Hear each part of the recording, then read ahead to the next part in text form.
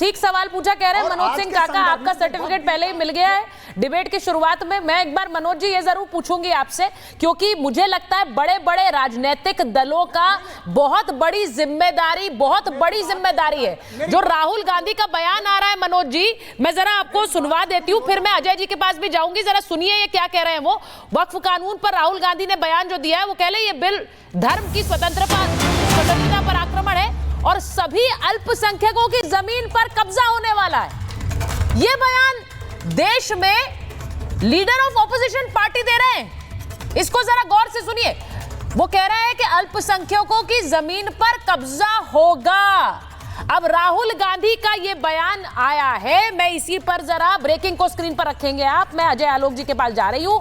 अजय जी, ये miss information का जाल बन गया है। वो कह रहे हैं अल्पसंख्यकों की जमीन पर कब्जा होने वाला है, आप इसे कैसे तोड़ेंगे? मनोज सिंह काका यहां बैठकर कह रहे हैं संविधान का पालन आप नहीं करते, तो दूसरों को क्या बता रहे हैं?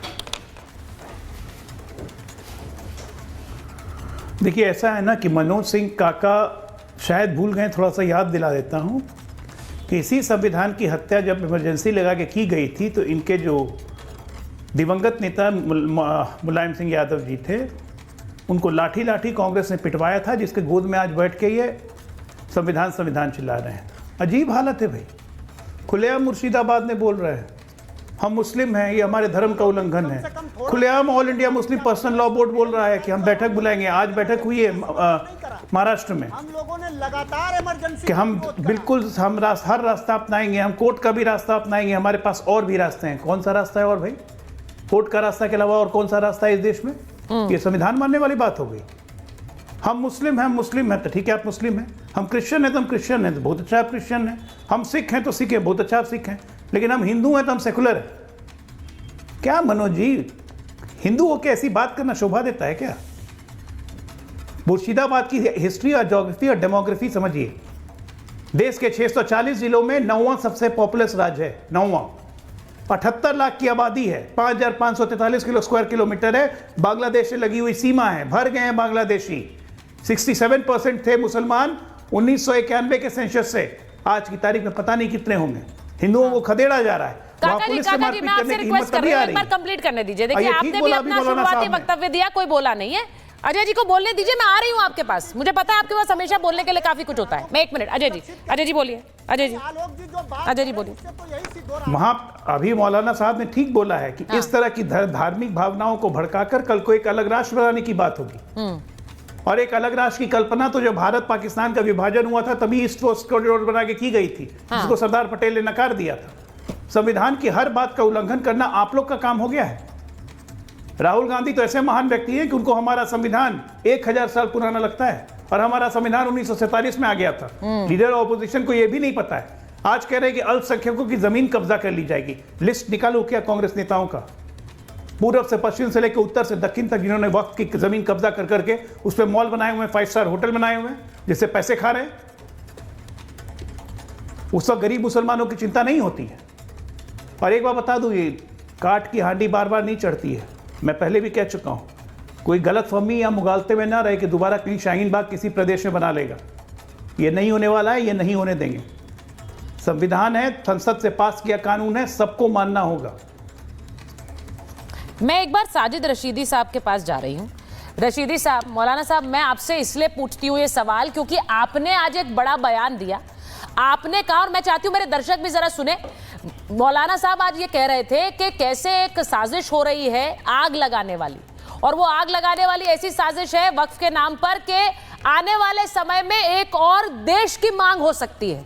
अब ये एक ऐसा बयान है रशीदी साहब जो बहुत से लोगों को आप पर भी हमला करने के लिए उकसा सकता है, लेकिन बहुत से सवाल खड़े करता है। आप क्यों कह रहे हैं ये कि एक ऐसी साजिश हो रही जिससे देश में आग लगेगी, ऐसी साजिश जिससे एक अलग देश की मांग होगी?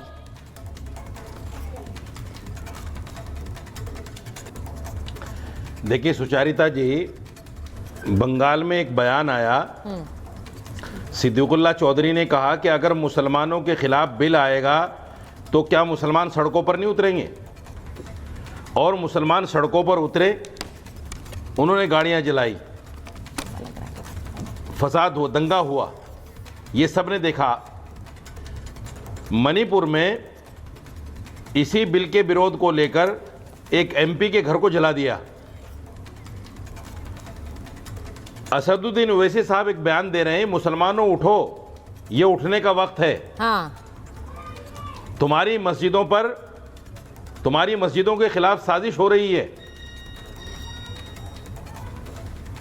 सरकार को इस पर माफी मांगनी चाहिए। और ये बिल को फाड़ देते हैं और पार्लियामेंट में बैठकर रोते हैं। ये इस तरह के दृश्य हैं सुचारिता जी, और इस तरह के बयान हैं कि कोई भी मुसलमान जिसके दिल में ईमान होगा वो जागेगा, उठेगा और कहेगा कि एकमात्र मुसलमान नेता है असदुद्दीन ओवैसी जो आज हमें ललकार रहा है, उसकी ललकार पर हमें उठना चाहिए। और क्या कुछ हो सकता है ये तो आने वाला वक्त बताएगा। ये सब राजनीति है और इनकी चाल है। मैं इसलिए कह रहा हूं कि जानबूझकर मुसलमानों को भड़काकर मुसलमानों का नेता अपने आप को घोषित करने की कोशिश कर रहे हैं। और ये वक्त दूर नहीं है, मैं बिल्कुल आपसे कह रहा हूं, आप इसको लिख लीजिए। कुछ ही वक्त में असदुद्दीन ओवैसी इस बात का ऐलान करेंगे कि अब हिंदुस्तान में मुसलमानों का रहना दोभर हो गया है। मुसलमानों की मस्जिदें सेफ नहीं है, मदरसे सेफ नहीं, मुसलमान सेफ नहीं है। सही बात। इसलिए अब हमें मुल्क अलग ले लेना चाहिए। आप देख लीजिएगा। नहीं, ये इस तरह के बयानात शुरू हो गए हैं और ये आने वाले वक्त में हो जाएगा। देखिए, मैं चाहती हूं काका जी, आपने ये बयान सुना मौलाना साहब का? वो क्या कह रहे हैं काका जी? वो ये कह रहे हैं कि ऐसे बयानों के बाद क्या होगा वो देश के सियासतदानों को समझना चाहिए। जो ना समझे उन्हें हम क्या कहें।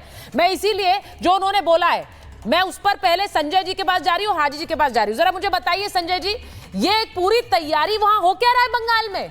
हिंसा भड़की जा रही है, लोग सड़कों पर आकर कह रहे हैं हम संविधान को नहीं मानेंगे, सब कुछ चल रहा है, फ्री फॉर ऑल हो रहा है।